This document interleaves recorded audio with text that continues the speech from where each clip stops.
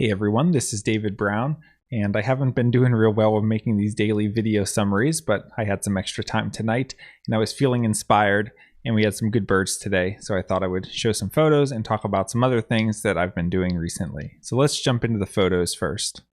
I was scanning with my binoculars today out in front, and I saw this curious shape, and jumped to the scope, and sure enough, it's my first golden eagle of the fall. There was actually one here at Ashland on Sunday, but I was down in Cape May, New Jersey at the Hawk Watch there and didn't get to see that one. So really happy to get the first golden eagle of the season for me, especially this early. Usually we don't get them until the very end of October into early November, which is the peak time. And we only really get maybe 5 to 10 golden eagles in a season. Last year we had 15, which was on the high end. Normally, if you hit 10, it's considered a really good season. And the bird circled up pretty high and glided over, and this was the best photo I was able to get. And you can clearly see that this is a golden eagle. Golden eagles, the heads are smaller than they are on bald eagles, so the head looks smaller than the tail. The tail almost looks 2 or 3 times as long as the relatively small head. Of course, you can see that golden nape where it gets its name, golden eagle. This one, it's immature, but it doesn't have much white in the wings. Maybe you see a little bit. Some of them have really big white patches, but not so much on this guy.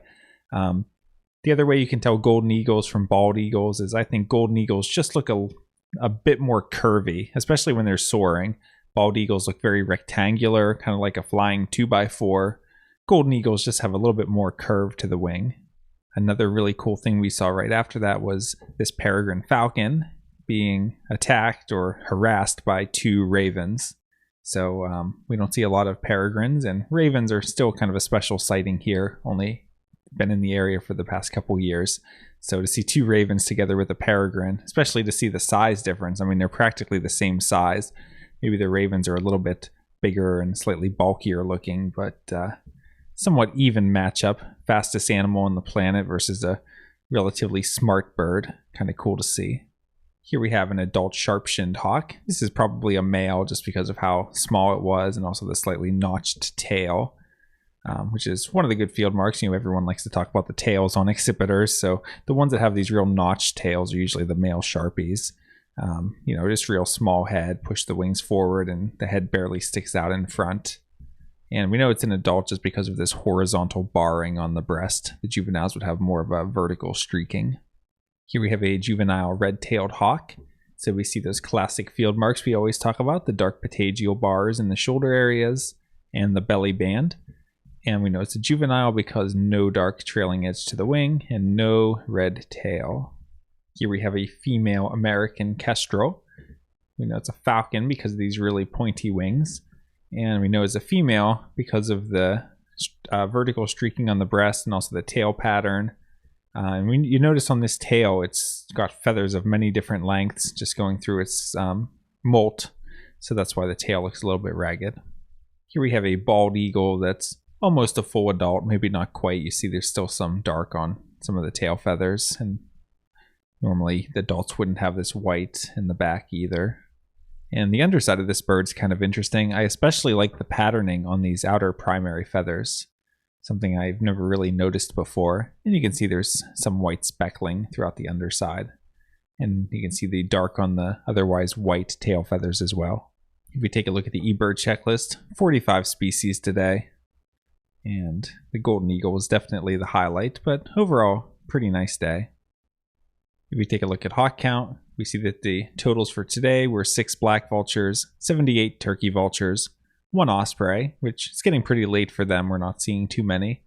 15 bald eagles, 2 northern harriers, 19 sharp-shinned hawks, 9 Cooper's hawks. For Buteos, we had 3 red shoulders and 16 red tails, 1 golden eagle, and 1 of each of the 3 falcons, for a total of 153. And if we take a look at the monthly summary, we see that for October, we're up to 2,305 birds, and we're up over 15,000 total migrants for the season. And right now, we're kind of in a transition period where we're getting from the mid-season stuff, which is like your Sharpies and Coops and your Falcons, and it's transitioning from that more into the late season stuff. So red-shouldered hawk numbers are starting to pick up, red tails, vultures, and we're starting to see some golden eagles. I'm hoping to make some more videos throughout the season, even if I can't do daily ones. I'm trying to have a little bit more of a social life this fall than I did in the spring when I was doing daily videos. And just had a really nice trip to Cape May this past weekend. It was their big birding festival down there, and spent a lot of time at the Hawk Watch, got to meet a lot of great people. So I might make a video showing some of my photos from there. And the number of tree swallows was just incredible. So I got some really cool tree swallow videos that I'd like to share as well. And then tonight we had the Delaware Ornithological Society meeting. And this was the first in-person meeting since the pandemic started. So it was really good to be there in person.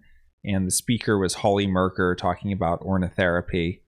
And so it just gave me a lot of things to think about. It's something I'm always trying to think about in terms of hawk watching. You know, we think of hawk watches as places that we collect data, but it's also I think there's a really human side to hawk watching, where people get to go out in nature and enjoy birds, but also experience that community atmosphere. And I think that can be a really powerful way to help people improve their mental health and just make your life better in every way. And it was definitely something I noticed being at a place like Cape May with such great hawk watching talent, and just the to be together with so many people and seeing so many birds. It's just a really incredible thing. So I think maybe I'll make some videos exploring those kind of ideas as well.